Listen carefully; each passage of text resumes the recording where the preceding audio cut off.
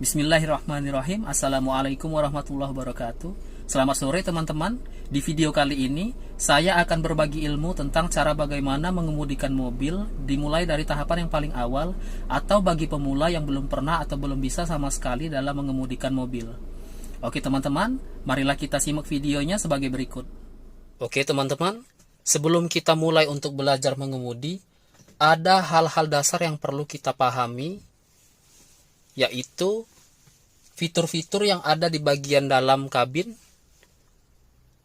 Akan saya jelaskan secara berurut satu persatu, yaitu yang pertama yang perlu kita perhatikan adalah posisi duduk.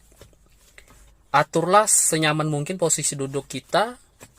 Jika kita merasa kurang maju atau kurang mundur, itu ada tuas atau handle di bagian bawah jok sopir. Itu kita atur saja. Dan yang selanjutnya akan saya jelaskan yaitu kunci kontak. Kunci kontak ini cara penggunaannya dimasukkan. Jika sudah masuk, diputar 2 kali ke arah depan atau searah jarum jam. Ya, ini sudah 2 kali diputar. Dan langsung saja kita hidupkan mesinnya dengan cara seperti ini, diputar 1 kali atau starter. Ya, ini dalam keadaan mesin sudah hidup teman-teman. Jika mesin sudah hidup, kita lanjut ke bagian selanjutnya yang akan saya jelaskan, yaitu tuas yang sebelah kanan ini teman-teman. Tuas ini berfungsi untuk lampu. Cara penggunaannya seperti ini, diputar 1 kali ke depan. Ini dalam keadaan menghidupkan lampu senja. Diputar lagi sekali lagi, ini dalam keadaan lampu utama atau lampu yang besar, lampu malam. Jika didorong ke arah bawah atau menjauhi supir, ini dalam keadaan lampu jauh. Yang tengah ini diputar 1 kali, ini untuk fog lamp atau lampu dalam keadaan berkabut. Matikan. Ini kita matikan. Dan juga bisa digunakan untuk sebagai lampu dim. Ini cara penggunaannya seperti ini teman-teman. Biasanya dimainkan seperti ini untuk menghidupkan lampu dim. Jika kita tahan, ini dia jadi lampu jauh. Tapi dia pasti otomatis turun sendiri jika tidak kita tahan. Fungsi selanjutnya ini sebagai untuk lampu sen. Ini seperti ini teman-teman. Ini sen kanan saya hidupkan, ditarik ke bawah seperti ini. Nah, seperti ini cara penggunaannya. Matikan, didorong ke depan, lampu sen kiri.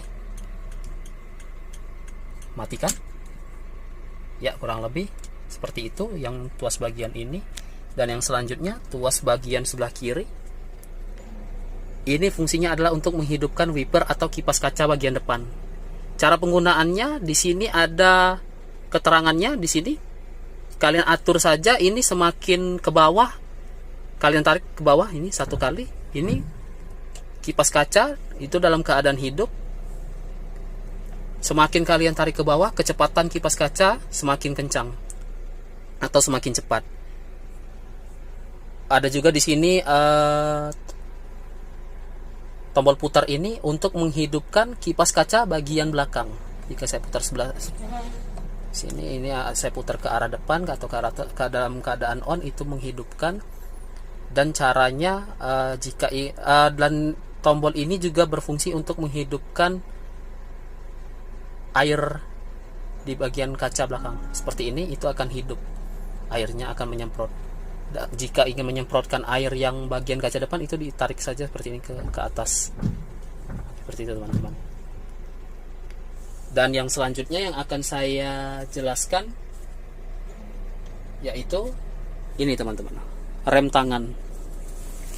Rem tangan ini fungsi utamanya adalah digunakan pada saat kita parkir. Cara penggunaan rem tangan itu, kalian posisikan seperti ini, tangan kalian seperti ini. Pastikan sebelum kalian menurunkan rem tangan ini, pedal rem itu dalam keadaan kalian ini, dalam keadaan kita injak atau sedang mengerem. Dan ini bisa kita turunkan dengan cara seperti ini. tombol ini kita tekan sambil kita tarik ke atas tuasnya, ya seperti ini, lalu diturunkan seperti itu. Jika ingin ditarik saja dengan cara seperti ini. Ya, ini sudah dalam keadaan aktif rem tangannya. Ya, yang selanjutnya yang akan saya jelaskan yaitu tuas gigi. Ini tuas gigi, teman-teman. Ini bagian paling penting, yaitu tuas gigi.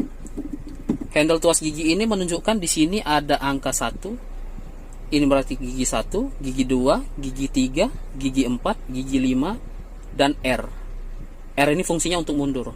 Cara penggunaan dari gigi ini yaitu dengan cara didorong ke sebelah kiri, tapi sebelumnya ke kaki atau kopling dalam posisi diinjak penuh.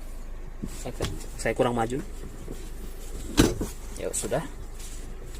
Cara penggunaannya seperti ini. Ditekan kopling penuh seperti ini. Lalu gigi didorong, atau handle gigi didorong dulu seperti ini ke arah paling kiri, sudah mentok, lalu didorong ke depan atau sudut kiri atas. Ini dalam keadaan posisi gigi 1. Gigi 2 ditarik saja, dinetralkan dulu. Usahakan sebelum kalian mengoper gigi, handle atau tuas gigi ini dalam keadaan netral. Jadi misalnya dalam keadaan gigi 1 itu mau masuk ke gigi 2, itu tarik 1 kali, dia netral, bisa di kanan kiri kan seperti ini. Ditarik untuk ke belakang atau ke sudut kiri bawah, itu dalam keadaan posisi gigi 2. Dan selanjutnya jika mau masuk ke gigi 3, tidak usah susah-susah didorong, cukup dinetralkan saja. Oke, misalnya dalam keadaan gigi 2 didorong saja sedikit. Nah, ini sudah dalam keadaan netral. Jika mau masuk ke gigi 3, tinggal didorong saja ke depan 1 kali. Seperti ini, teman-teman. Nah, ini sudah dalam keadaan gigi 3. Gigi 4 lurus searah dengan gigi 3. Oke, ini dalam keadaan gigi 3. Ditarik saja ke belakang atau dinetralkan dulu bagi yang masih latihan atau pemula. Ditarik ini ke belakang dalam keadaan posisi gigi 4. Gigi 5 sudut kanan atas. Oke, ditengahkan dulu atau netral. Lalu didorong ke kanan seperti ini, lalu didorong ke depan. Ya, ini sudah dalam keadaan posisi gigi 5. Dinetralkan kembali. Ya, kurang lebih seperti itu. Ini untuk penggunaan gigi R ini fungsinya untuk mundur. Penggunaannya sama seperti dengan gigi yang lain 1 sampai 5. Cara penggunaannya tekan kopling penuh, lalu didorong ke kanan, sudah mentok, lalu ditarik ke belakang. Oke, agak susah. Saya coba lagi. Oke, agak susah. Ya, ini sudah dalam keadaan mundur. Sudah dalam posisi siap mundur. Oke, dinetralkan kembali. Kurang lebih seperti itu. Dilatih saja sampai lancar agar tidak salah-salah saat mengoper gigi. Oke, yang selanjutnya yang akan saya kenalkan yaitu mungkin ini, teman-teman, perlu mungkin kalian sudah tahu, tapi sebaiknya kalian pahami lagi atau mahirkan. Untuk mobil dengan transmisi manual itu memiliki 3 pedal. Ketiga pedal ini memiliki fungsi masing-masing, yaitu pedal yang paling kanan ini pedal gas, yang tengah ini pedal rem, dan yang paling kiri ini pedal kopling. Mungkin saya praktekkan untuk pedal gas. Mungkin seperti ini, semakin saya injak maka gas akan naik, seperti ini.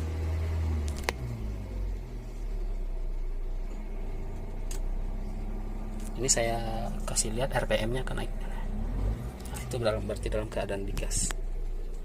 Oke, yang selanjutnya yang akan saya jelaskan lagi, yaitu indikator, panel indikator. Saya jelaskan dulu ya, dari yang paling kanan ini adalah indikator suhu mesin. Di sini jarum menunjukkan berada di tengah atau tepat berada di tengah, menunjukkan suhu mesin dalam keadaan normal. Jika jarum ke atas itu berarti menunjukkan suhu mesin dalam keadaan panas atau heat.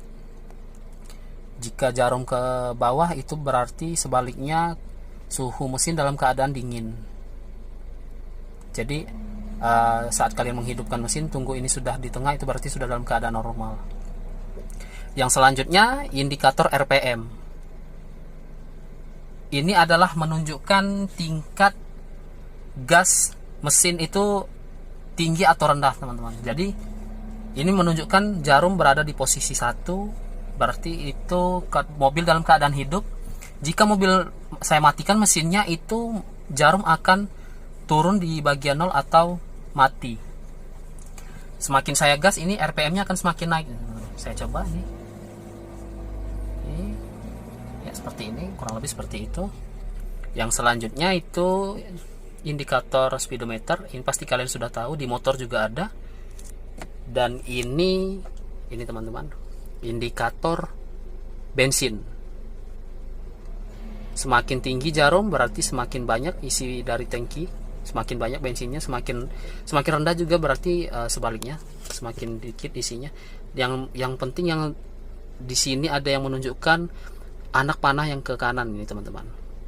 Ini tandanya jika anak panah berada atau mengarah ke kanan, itu menunjukkan bahwa posisi tangki dari mobil tersebut berada di sebelah kanan tutupnya. Jika berada di sebelah kiri anak panahnya, berarti tangkinya berada di sebelah kiri.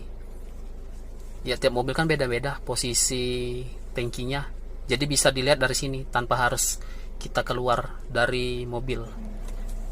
Oke, mungkin sudah jelas bagian indikator bagian indikator.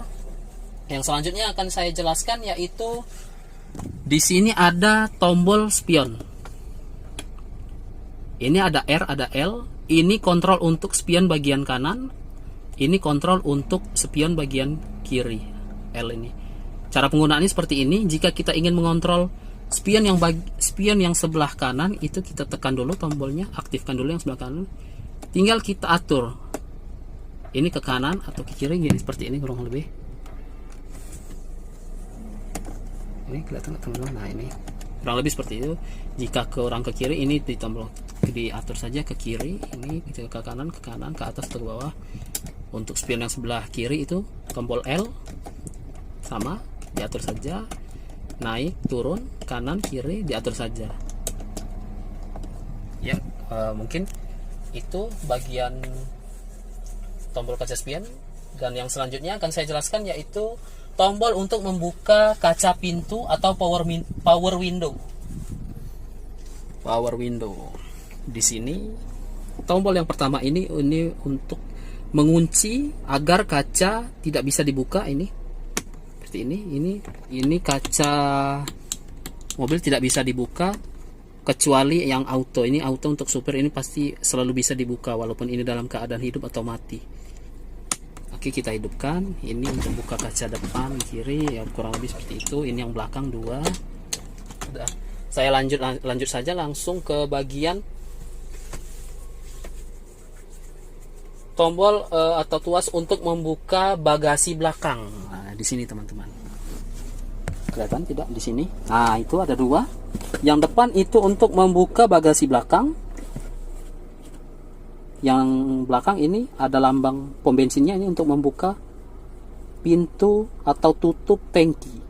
Jadi cara penggunaannya seperti ini. Ini ditarik saja, dicongkel, ditarik ke atas. Itu terbuka langsung pintu bagasi belakang. Ini juga cara penggunaannya, dicongkel ke atas seperti ini, itu langsung terbuka tutup tangkinya. Oke, kita lanjut lagi ke bagian untuk ini teman-teman. Ini mungkin